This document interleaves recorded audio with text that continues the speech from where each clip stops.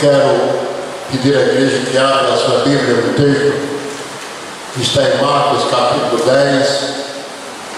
Esse texto é muito conhecido da igreja. Os crentes mais antigos da igreja já devem ter ouvido N sermões baseados nele, mas eu sempre repito: a palavra de Deus é alimento e ela se renova a cada dia.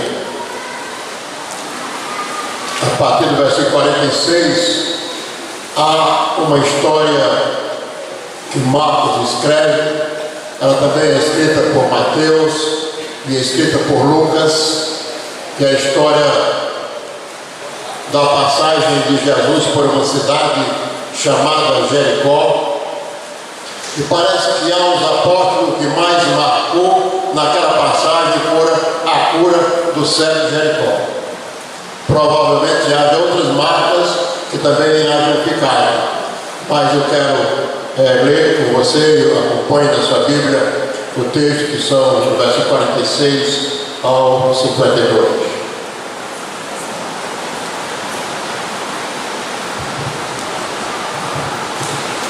Depois foram para Jericó.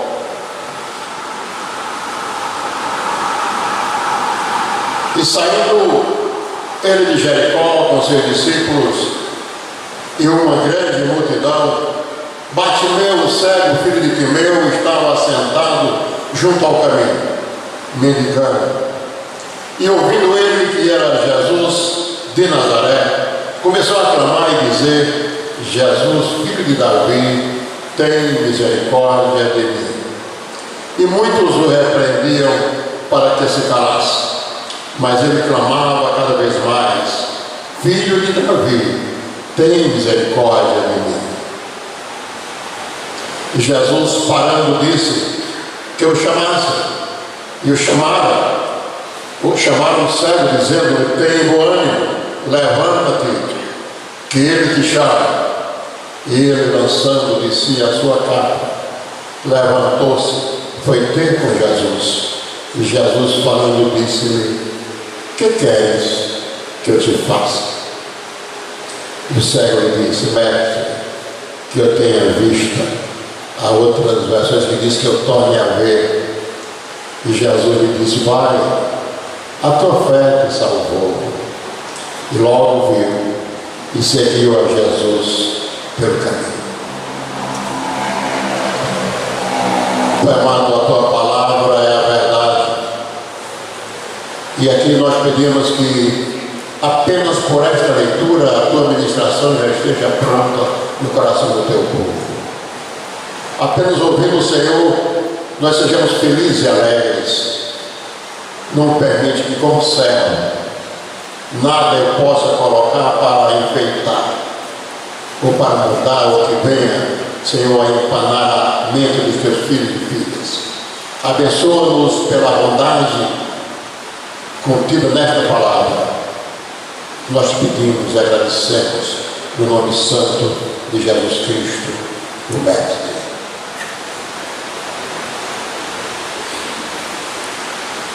Jericó está na história bíblica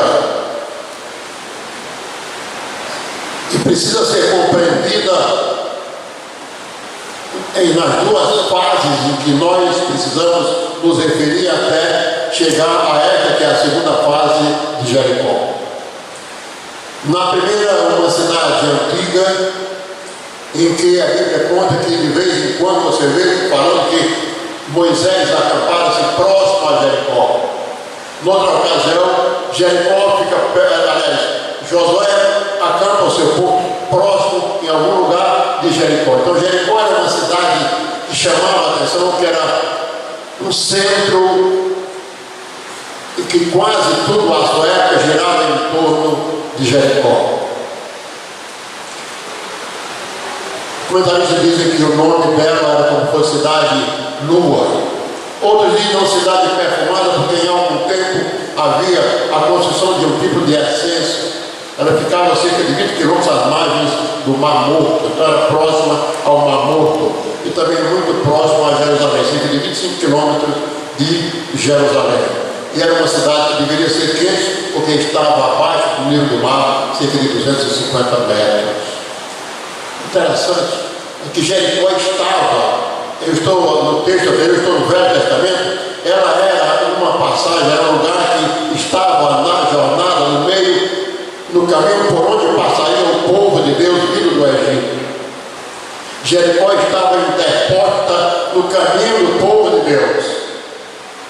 E Deus sabia da dificuldade que poderia haver naquela passagem do seu povo, naquela região, e é uma história que não vou repetir, porque nós sabemos que Deus determina a Josué e a destrui de uma forma diferente. Josué cerca a cidade por 7 vezes, rodeia a cidade a cada dia, no 7º dia, rodeia por 7 vezes, e ao final da última volta, os fortes muros de Jericó vão abaixo. Os historiadores dizem que eram muros colados no outro, cerca de 4 metros de largura, por alguns 5 metros mais de altura.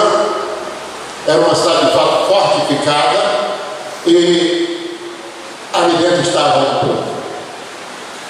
Então o povo deveria passar sem que ninguém o molestasse, e certamente Deus sabia que Jericó não faria bem ao povo de Deus, e a mandou destruir, por questão de Deus. Destruído é Jericó, que já é conhecido porque Josué mandara 2 espias para conhecer a cidade. E aí uma prostituta chamada Raabe, que nós conhecemos a história, que posteriormente ela é relacionada por parte da genealogia de Jesus Cristo. Talvez aquela mulher que nós sequer quiséssemos apresentar como prima ou como parente nossa, ela fez parte da genealogia de Jesus Cristo. Então, só nessa destruição, nesse primeiro encontro, nesse primeiro impacto da passagem do povo, apenas uma família se salva em Jericó, que é a família de Raabe. E naquele episódio, naquele momento, Josué amaldiçoa a cidade. A cidade cai, os muros caem, ela vem à ruína, e Josué amaldiçoa a cidade. Diz: quem tentar reconstruir terá o seu filho mais velho morto e também o seu filho mais jovem. Você encontra isso em Josué capítulo 6 e 26. Então Josué diz: olha, eu estou dizendo isso porque Deus, certamente Josué falava porque Deus colocava no seu coração, ele não amaldiçoou por amaldiçoar. Josué havia feito parte da liderança que destruiu uma cidade que era de muitos anos. Os historiadores dizem que Jericó tem mais ou menos cerca dos seus primeiros povoados de 6.000 anos antes de Cristo. Portanto, na nossa mente, um pouco antes da história de Abraão. Em 2010, nós estamos com algumas famílias aqui da igreja, os irmãos Brito e Carlos Alberto estavam conosco, e chegamos em Tallinn, na Estônia, e fomos visitar uma catedral que tem naquela cidade, que é passagem de todos os turistas, e o guia fez questão de dizer: olha, a nossa terra, a nossa cidade, o nosso país, a sua história tem cerca de 5.000 anos. O Carlos Alberto olhou para mim de 5.000 anos, vai ali de Abraão.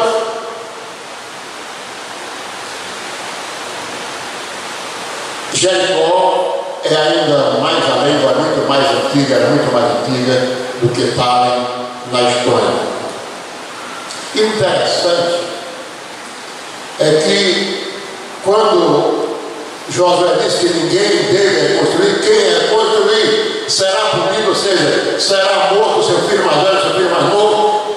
Passam os seus anos no tempo do rei Acabe, aquele rei que a Bíblia diz que não foi o rei bom de acordo com os olhos do Senhor, não foi o rei de acordo com o Senhor, que teve sérios problemas de desobediência a Deus. No tempo do rei Acabe apareceu um homem chamado Leiel, e esse homem resolveu reconstruir Jericó. E diz o texto, você encontra isso em 1 Reis, capítulo 16, versículo 34, que quando ele cava as fundações, morre seu filho mais velho E ao terminar a primeira parte da obra que ele estava fazendo, morre o seu filho mais novo. Mas o tempo passa, e agora já havia sido dada a maldição e já havia sido cumprida essa maldição com ele e a sua família. O tempo passa e vem um homem já bem posterior, chamado Herodes o Grande, já na história romana, e esse homem reconstrói Jericó, não mais em cima das ruínas onde foi derrubada, mas nas suas proximidades, em lugar um pouco próximo, também na mesma região. Ele constrói Jericó e a romaniza, não apenas como Jericó nos tempos antigos, mas ele coloca ali um anfiteatro que era característica do povo romano. Ele coloca ali um hipódromo, né? Era o jeito dos romanos. Também coloca ali um palácio que passou a ser o palácio de inverno de Herodes o Grande. Essa era a cidade pela qual Jesus passava. E a diferença entre a primeira Jericó, a primeira história e a segunda, é que na primeira é caracterizada, clara, um momento de destruição e de maldição. E na segunda você encontra claramente um momento de apoteótico de bênção e bênção repetida. Quando nós chegamos ao texto, eu quero me referir a uma pergunta depois do vídeo, porque é quando Jesus pergunta o que queres que eu te faça. Se você se volta no texto um pouquinho antes, no capítulo 10, que Jesus Cristo começa, ele está conversando com Tiago e João, filho de Zebedeu. É logo a partir do verso 32 você encontra aí. E ele diz: Senhor, que Jesus começa, olha, nessa viagem agora, Jesus estava indo para Jerusalém, já para começar os seus sofrimentos. Ele começava a contar a história. Olha, o filho do homem há de ser entregue, verso 33, aos príncipes dos sacerdotes, etc, e tal, e o escarnecerão, o aceitarão, cuspirão nele, etc. Aproximaram-se dele Tiago e João, filho de Zebedeu, dizendo: Mestre, veja o que é que ele diz ao Senhor. Queremos que nos faças o que pedimos. E ele diz assim, que querias que eu te faça? Pergunta semelhante ao que fez ao cego posteriormente. O que queres que eu te faça? E o que é que eles queriam? Eles queriam apenas um lugar à direita e outro à esquerda de Jesus Cristo. Jesus Cristo está feito. A profeta falou: não. Ele disse: vocês não sabem o que pedem, porque vocês não podem tomar o cálice que eu vou tomar. E é depois dessa conversa, dessa pergunta, que ele entra, portanto, em Jericó, e nessa entrada aqui se caracteriza a última passagem de Jesus Cristo naquela cidade. Mas o cego não sabia. Nessa mesma viagem, se você ler esse texto em Lucas, você vai encontrar logo em seguida aquele momento em que o cobrador de impostos, Zaqueu, o publicano, sobe numa árvore porque queria ver Jesus. Logo em seguida. Era a última passagem dele. Ele não voltaria mais a Jericó, nem para destruí-la e nem para abençoar. Ele estava passando a última vez.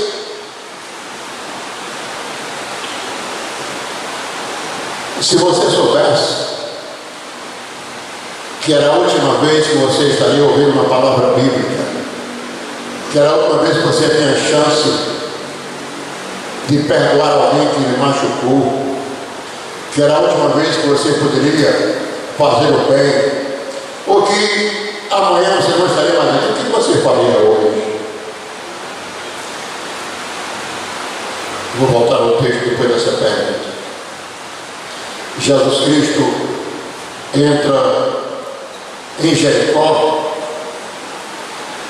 e mesmo que no seu coração, e mesmo que ele soubesse que ele era onisciente, que ali havia motivos para amaldiçoar, mas ele entrou para abençoar.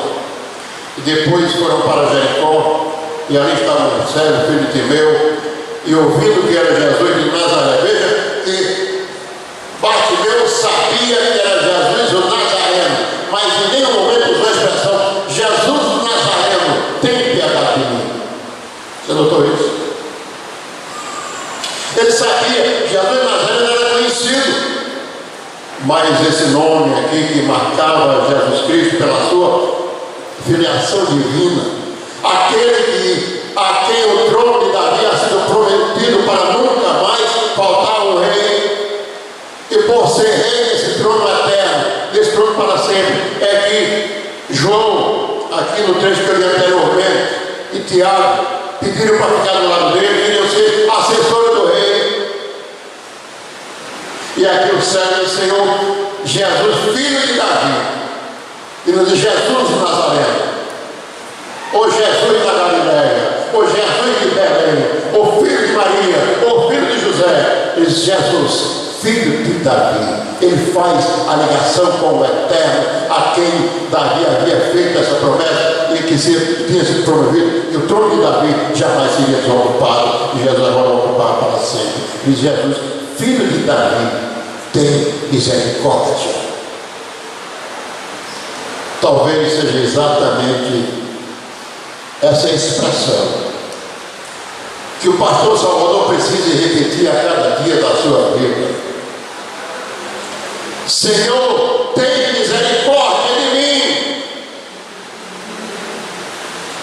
porque sou frágil, pecador, apesar de pensar que vejo, sou cego, apesar de pensar que ando, é o Senhor que me leva, apesar de pensar que eu faço, é o Senhor que faz por mim. Senhor, tem misericórdia de mim.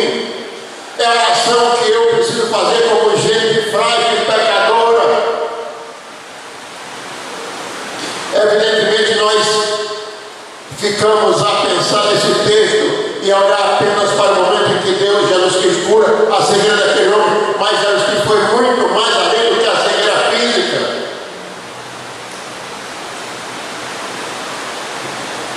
Quando, que não é o texto da mensagem, mas é subsequente a esse, ele tem um encontro com o publicano, Jesus não se conformou e mandou ele descer da árvore. Desce daí, vai para tua casa, tem um palacete. Já disse, hoje veio salvação na tua casa. E aqui nesse texto nós vemos tudo isso, Jesus indo além da cura física. Tem misericórdia de mim, todo o versículo 47 no final. Jesus, filho de Davi, tem misericórdia de mim. E muitos o repreendiam. Volte a história para o povo de Deus saindo do Egito e caminhando até a terra prometida. Quantos obstáculos aconteceram? O primeiro foi o rio, o mar vermelho. Jesus abre mais, passa a pé enxuto.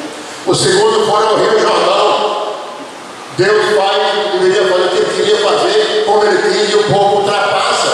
E agora havia um povo que Deus sabia que iria interromper essa caminhada. Há sempre alguém querendo impedir a sua caminhada cristã.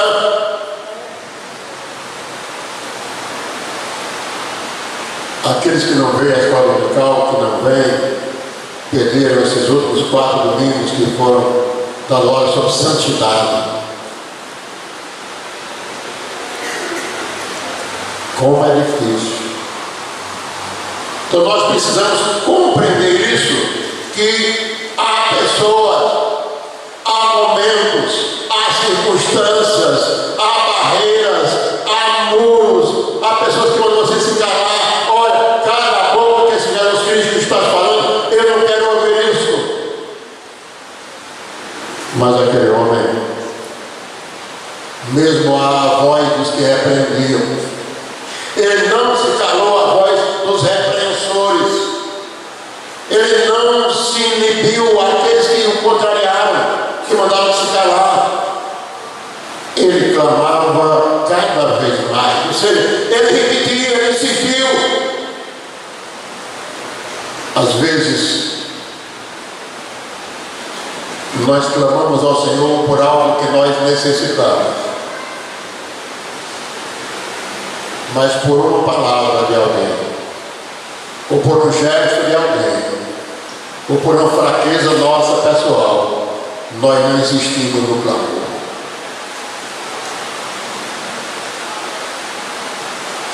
preciso que nós repitamos isso: Senhor, eu creio em Ti. Não permite que ninguém impeça a sua fé, o seu caminhar.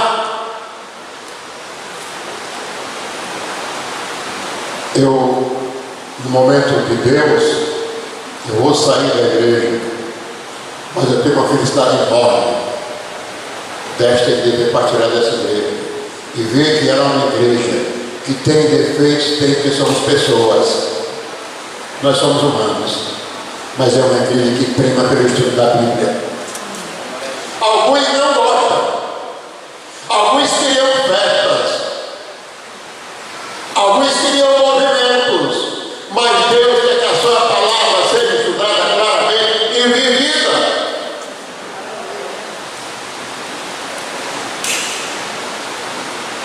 E é preciso que nós insistamos nisso. É este Jesus, o filho de Davi, é este Jesus misericordioso, é este Jesus que me acode na hora das minhas amarguras, é este Jesus que me tira do afogamento espiritual, é este Jesus que me resgata na hora que eu estava indo para o inferno, já me resgatou, e ele que me sustenta no caminho da graça eterna. E muitos o repreendiam para que se calasse. A melhor coisa para muitas pessoas seria o silêncio da igreja. A melhor coisa para muitas pessoas seria uma igreja sem oração. Eu já vou no domingo porque eu tenho que ir na quarta orar. Eu até preferia que você nem viesse na quarta orar. Eu preferia que você ouvisse Paulo e orasse sem cessar. O mundo quer silenciar a igreja, não quer uma igreja que ore. O mundo quer silenciar a igreja, não quer uma igreja que prega a palavra, que a igreja que enfeite a palavra, que dê um show.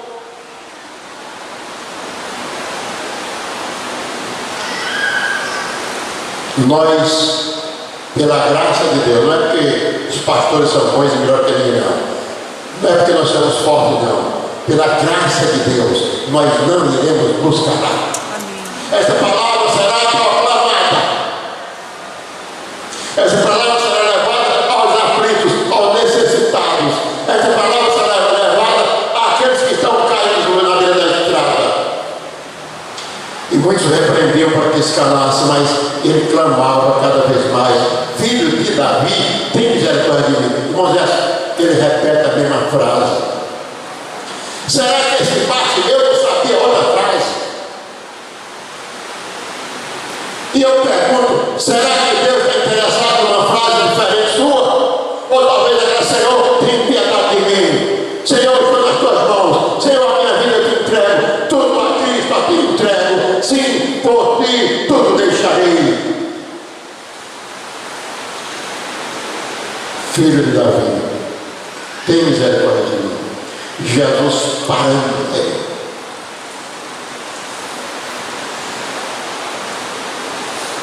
Eu acho que aqui nós não podemos dizer que tem ninguém importante em relação a Jesus, porque todos somos servos, todos somos servos. Mas eu pergunto assim a você: você crê que Jesus Cristo para dar ouvidos a você? Você crê nisso? Crê? Foi ele que parou, não foi eu não. Ele parou para dar ouvidos a você. Ele parou para dar ouvidos a mim, irmão. Quem sou eu? Quem sou eu na história de Jericó? Quem sou eu na passagem deste mundo? Mas ele parou para dar ouvidos a mim. Da mesma forma que ele parou para aquele homem que para muitos ali era um desprezível, assentado à beira da estrada, e de nada valia apenas para receber alguma coisa que alguém desse, se é o caso que desse, que alguns de nós se quer esmola pode ter dado. E Jesus parou.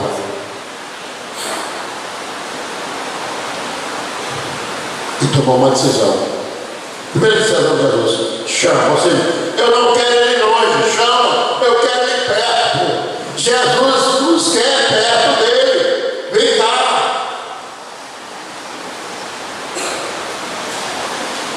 Jesus podia fazer de longe. Que é aquele lá, está o quê? Pode olhar que você está me vendo. Não. Eu quero ir para trás, para aqui, pode ir perto de mim, eu quero conviver com ele, eu quero sentir o seu calor, eu quero ouvir a voz dele pertinho. Chamava o cego, e aí os circunstantes, talvez até para aqueles que dizem, olha, cala a boca, não fala não, já chegaram perto, olha, levanta aqui, deram a mão, tem problema, agora já estavam, né, ouvindo Jesus, já estavam mudando de jeito. Ainda que multidões, ainda que o mundo não queira você perto de Jesus Cristo, é Ele que quer. É Ele, é o chamado dele, é o desejo dele, Ele quer você perto dele. E as pessoas mandaram que ele se levantasse e viram que ele estivesse com óleo. E ele, lançando-se de si a sua capa, levantou-se e foi ter com Jesus. Às vezes, nós nos acomodamos. Levantar-se e ter com Jesus é tomar uma vida de acordo com a vida dele, é chegar perto dele, é ouvi-lo. Como é que ele próprio diz, Jesus Cristo? As minhas ovelhas correm de mim? Não. Ouvem a minha voz e me seguem. Então era preciso que ele chegasse perto de Jesus Cristo. E ele levantou-se e foi ter com Jesus, e aí sim, ele ouviu a voz de Jesus Cristo, e Jesus falando disse-lhe, o que queres que eu te faça? Veja a primeira pergunta feita a João lá atrás. O que vocês querem que eu faça? Senhor, nós queremos um lugar à tua direita e outro à tua esquerda. Eram dois irmãos egoístas, né? Só queriam para ele, não deixou nada para os outros. Mas aqui o cego diz assim, Senhor, que eu tenha visto,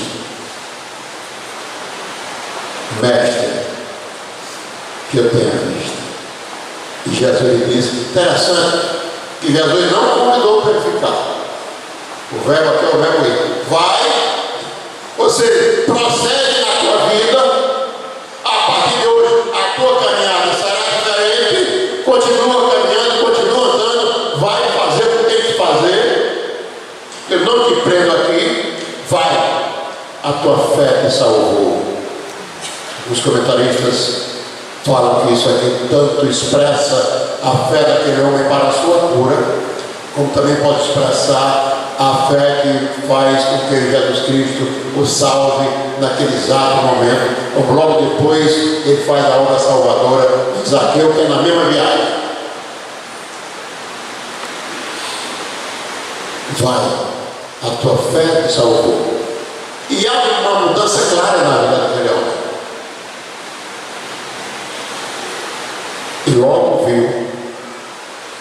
Não demorou. Jesus fez outros milagres, curando os cegos, que teve etapas. Teve um que ele cuspia no chão, passava, né, nos olhos e foi lavar no tanque de Siloé.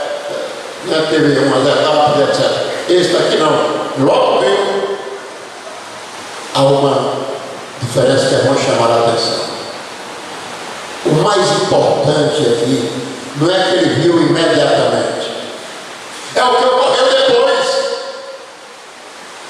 Quando você viu a Jesus, o que aconteceu depois? E ele diz aqui, seguiu a Jesus pelo caminho.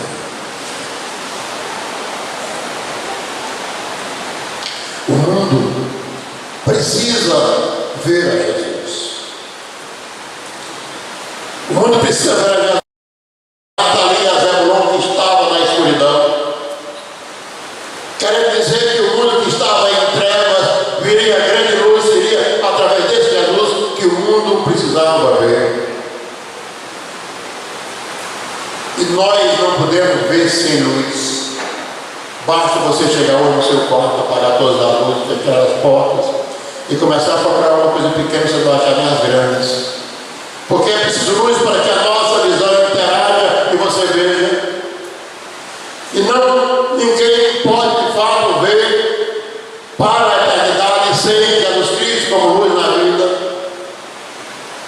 O cego Bartimeu, citado nessa história, ele viu, primeiramente na visão física, mas viu também na visão espiritual. Essa visão que o mundo precisa ver. Portanto, não estou falando para cegos fisicamente, mas provavelmente alguns ainda cegos espiritualmente. Aqueles que foram alcançados pela graça, já veem pela graça, estão sob a luz de Jesus Cristo, mas o mundo precisa ver aquele Jesus que tornou a escuridão em luz. O mundo precisa ver aquele Jesus que curou cegos, aleijados, aquele Jesus que passou pelas cidades e as abençoou, aquele Jesus que, quando ele quis determinar o momento, ele quis também que uma figueira puxasse, porque ele queria mostrar o poder que ele tem. O mundo precisava ver esse Jesus Cristo que veio para transformar as vidas em vidas pecadoras, em vidas salvas. O mundo precisa ver este Jesus, que sendo Deus, se fez homem e habitou entre nós. E ele assentou-se perto de você, Jailson. Não é porque você é mais importante que outras pessoas, é porque ele é gracioso. O mundo precisa ver esse Jesus gracioso, Marcelo. Esse Jesus que pela graça vem e fica conosco, em volta da nossa mesa. O mundo precisa ver aquele Jesus que, além de quando você olha na mesa do salmista e vê a mulher como oliveira frondosa, os filhos como fruto da oliveira, é preciso que ele também esteja em volta dessa mesa. O mundo precisa ver isso. O mundo precisa ver o Jesus Cristo que está no meio dos casamentos. Que hoje alguns dizem que se acabou porque faltou amor. Então a Bíblia está mentindo, que ela diz que o amor não acaba. Eu sou mais a Bíblia. Eu fico com a Bíblia. Então o mundo precisa ver esse Jesus Cristo que por amor se deu por nós. Cada vez que eu leio esse texto e vejo que Deus nos faz ver da eternidade, eu digo, quão pequeno é esse milagre em relação ao milagre da cruz. O mundo precisa ver Jesus Cristo no Calvário, porque ao olhar Jesus Cristo no Calvário, eu preciso me ver ali, que ali estão os pesos dos meus pecados, ali estão as marcas das minhas mazelas, ali está a minha crueldade, ali está aquilo que eu deveria ser para ele, se sacrificou por mim. Cada vez que olho para o Calvário, eu devo ver que é assim que a humanidade deveria e deve ver a Jesus Cristo. Como você tem visto Jesus Cristo? Como ele é para você? É um homem que entra numa cidade para curar um cego e sai depois de curar um cobrador de impostos.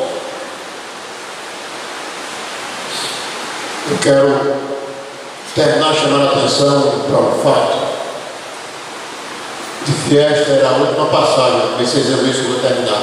Era a última passagem de Jesus Cristo por Jericó. Ele não volta atrás.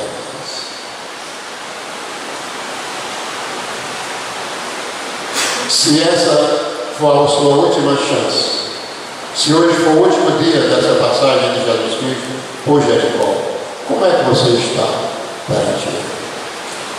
Calado porque alguém mandou que você se calasse? Conformado ou embutido dentro dos seus pecados, com armazenamento de pecado que você não sabe o que fazer com eles?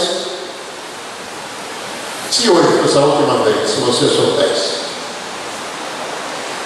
eu creio que Jesus Cristo deu a você, deu a mim, muitos anos de oportunidades.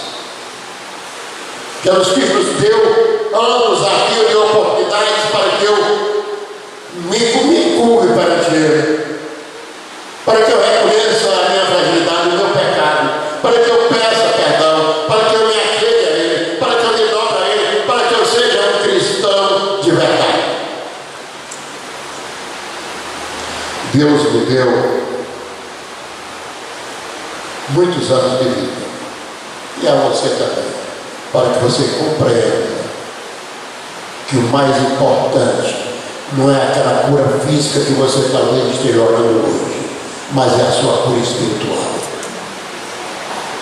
É a mudança do estado pecaminoso de perdição para o estado de salvação eterna. Por isso Jesus encerra o momento dizendo: vai, a tua fé te salvou. Jesus não disse: volta para o teu lugar, volta a pedir as tuas esmolas, porque tu não tens emprego, ninguém vai te dar um emprego. Ele disse: vai, prossegue, caminha. E eu quero convidar você, minha querida igreja, para prosseguir com Jesus Cristo, para prosseguir com Ele, olhando para Ele, autor e consumador da fé, e que você possa olhar para Jesus, este que está no seu coração, na sua alma e na sua